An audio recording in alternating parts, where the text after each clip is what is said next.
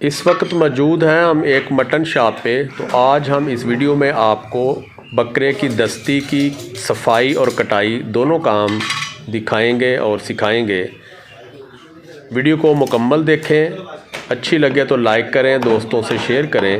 और अगर आपने अभी तक चैनल को सब्सक्राइब नहीं किया तो प्लीज़ सब्सक्राइब करें ताकि हर नई आने वाली वीडियो आपको मिल सके।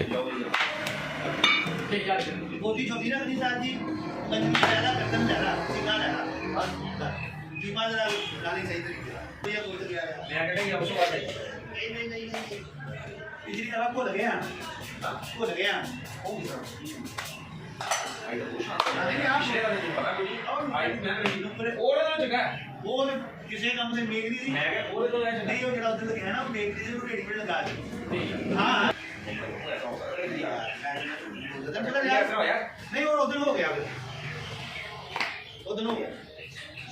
भैया भैया उधर लग गया बकरी ये नहीं भाई हां बकरी को उधर पानी को उधर गया नहीं और तो ये डाक्टर दे कोई दा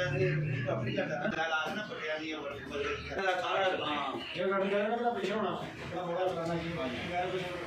क्या वो है ये जनन नारी वो नहीं था ऐसा कर दिया ये छोटा ना ठीक है मशीन है ना आज वो इधर मार लगा मशीन एक ही बना नहीं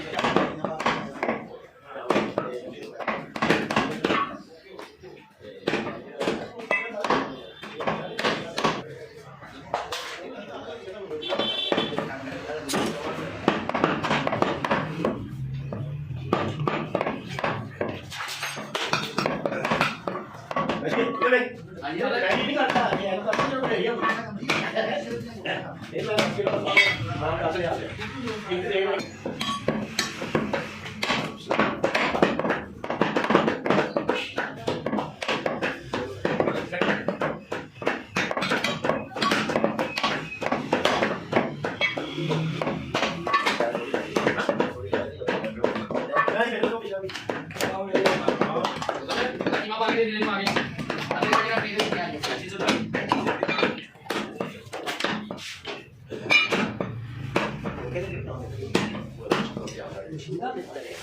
भाई भी चिंगा था गाड़ी में